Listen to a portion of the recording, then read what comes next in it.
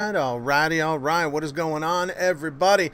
My name is Pete, but you probably already knew that. But in case you didn't, you guys are watching the one and only Paid to Drive and Paid to Drive Vlogs, day number 1248 coming at you. If you are brand new here to the channel, welcome. Leave a comment right now saying hashtag new or hashtag first timer. But if you've been here before, leave a comment saying hashtag before.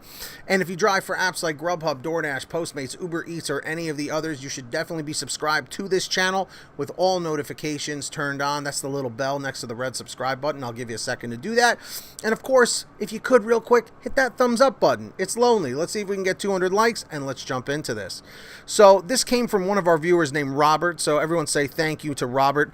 Now, this is some really interesting stuff here where drivers are kind of against drivers. Yeah. So listen to this. He says, "Hey Pete, I'm a follower and love all the news and insights you give us. I've been dashing since September of 2020. Did it just to make extra cash because I have 5 kids. It's a big family. What turned into a few days a week turned into me quitting my job and doing it full time. That wouldn't be the first time I've heard this.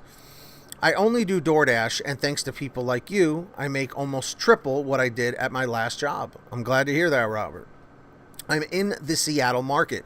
Everybody right now, put what market you work in, what market and what state. I'll give you a second to do that. Comment it in the chat or in the comments down below, right? Real quick. "A few days ago, I was at a restaurant having my midday lunch. Across the way sat 3 gentlemen talking. They were talking about DoorDash and what was going on and some ideas they could change it and a few ways to get rid of certain drivers." This is where it gets really interesting. "They were discussing ways to change and make the acceptance rate an actual thing.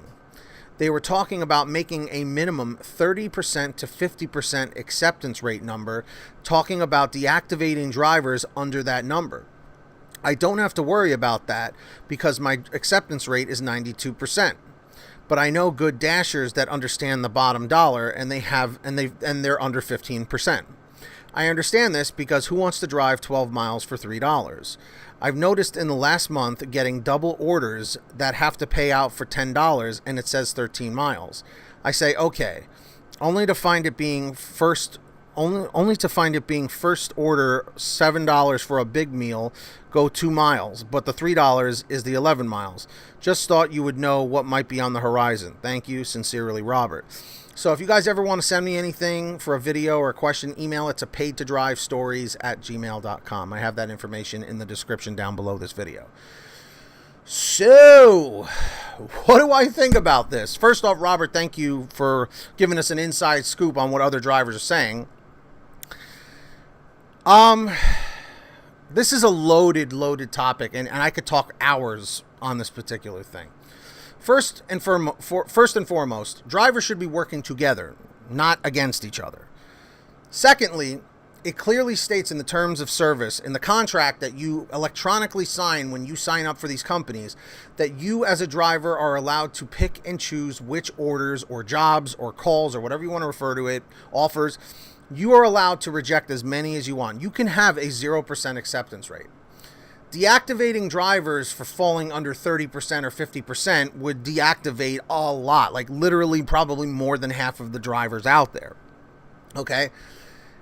I don't really see why it's another driver's, thought process to make these kinds of decisions, because the fact is these companies more than likely will not do this, at least not anytime soon, because then they would have to redo their entire contract and then force every driver to re-sign a new contract. This only happens in really extreme situations. But the only reason why we're safe from this is because we're 1099 independent contractors, technically running our own business through DoorDash or GrubHub or Uber Eats' platform, okay? What really upsets me is, like I said, is that drivers are supposed to be working together. When I started this channel, I always said to myself, I am going to be an advocate for drivers. For those of you who don't have a voice, don't make videos or don't post on social media, I'm going to be one of those people to stand up and say, I'm here fighting for the driver. Okay. And that's what people like Gig Coach Jake did. That's what people like UDM are doing. You know what I mean? To fight for the drivers, and that's what it needs to be about. our well-being at this point, because let's face it, these companies are making tons of money every year. We see the financial reports every quarter. Sometimes they say they're not doing so great, but they're doing just fine, okay? And their advertising is through the roof, their marketing. So at the end of the day, I would say don't worry about this 30 to 50% thing. These are only just other drivers gossiping, okay, in public. I wouldn't worry about any of these actually happening, okay? But the thing that really upsets me most is, like I said, that we need to be working together, not against each other, okay? If you want to go and drive for $3 to go drop off something 12 miles away, drive your car into the ground. Waste your gas, okay? Waste your tire tread. You know, we shouldn't be forced to do that, which is why we're not.